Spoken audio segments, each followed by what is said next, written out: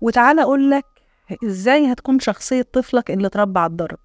أول حاجة هتلاقيه بيتعلق بالناس بسرعة كبيرة قوي وبيصدق بكل اللي بيقولوه، كمان بيغضب من أتفه الأمور وعصبي، ما بيعرفش يتفاهم مع أي حد في المحيط الخارجي، بينهار بسرعة لما بيتجاهلوا الناس، وتلاقيه ضعيف الشخصية كده وغير متزن، كمان غير ثابت وما عندهوش أي قرار، ما بيعرفش ياخد أي قرار لوحده، بيفرغ غضبه دايما على اللي أضعف منه، وما بيعرفش يرفض طلب لأي حد أقوى منه، بيهاب من الناس وبيحس دايما إن هم أحسن منه، ما عندوش الجراءة، وتلاقيه دايما كتير الخجل، بيفقد ثقته بنفسه، بيتوتر في وجود الناس، بيتهرب، ما بيعرفش يواجه، خاف ياخد حقه. تلاقي دايما كمان الضرب بيولد غباء لا محدود، تلاقيه بيفقده ثقته بذاته، وتلاقيه كمان ما بيعرفش يملك قراراته، وبيشك دايما بأعماله، كسف يقول الحقيقة أو بيخاف.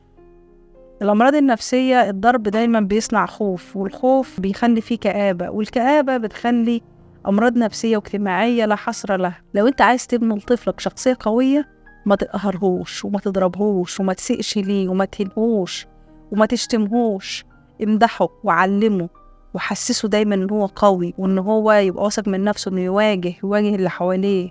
لازم يتربوا في بيئة هادية وهادفة ومتعلمة، مش بيئة مبنية على الضرب والخوف. ولادنا أمانة، نخلفهم علشان نبهدلهم ونهينهم ونكرههم في اليوم اللي اتولدوا فيه. ضرب الطفل بيولد جواه كراهية تجاه اللي ضربه، بيقتل مشاعر إيجابية جواه، علاقة خوف لا احترام ولا تقدير، يخلي الطفل انقيادي لكل واحد بيملك سلطة أو صلاحية أو أكبر منه سن أو سلطة أو قوة. شخصية ضعيفة وأسهل للانقياد والطاعة العمياء، خصوصا بقى لما يكبر مع رفقاء السوق، تلاقيه ماشي وراهم على طول زي الأعمى من غير ما يقول ولا أي كلمة.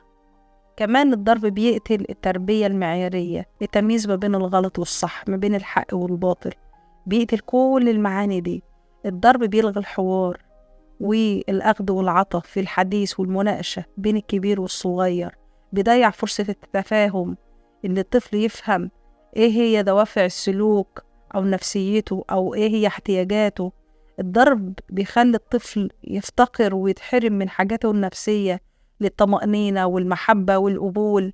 الضرب بيخلينا بندي نموذج سيء للأبناء، بيحرمهم من عملية الاقتداء لأنه ملقاش نموذج طيب إن هو يبقى زيه.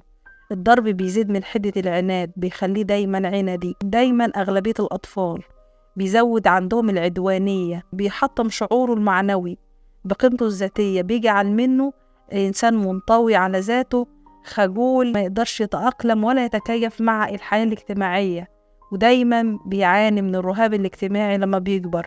الضرب بيبعد الطفل هو يتعلم مهارات حياتية ويبقى عنده نجاح، بيجعل منه شخص عاجز عن اكتساب أي مهارات اجتماعية. نتائج الضرب بتكون مؤقتة ما بتدومش، الضرب ما بيصححش أفكار ولا بيجعل السلوك دايما مستقيم. الضرب بيقوي دافع السلوك الخارجي على حساب الدافع الداخلي اللي أهم دينيا ونفسيا، وبيبعد عن الإخلاص، وبيقرب من الرياء والخوف من الناس، وبيجعل الطفل دايما بيسيب الشغل خوف من العقاب. السلوك السوي لازم يكون نابع من جوه الطفل، مقتنع أو بيحبه أو مخلص ليه أو طموح ليه أو طمعان فيه إن هو يحقق النجاح ده أو يحقق الأهداف دي، مش خوف. الضرب بيجرأ الطفل دايما على أبوه أو على أمه أو على اللي بيضربه، بيصيروا في يوم من الأيام هتلاقيه عمال بيتجرأ عليه، وهيجي في لحظة وينهار ويقوله خلاص إن هو ما بقاش خايف منه.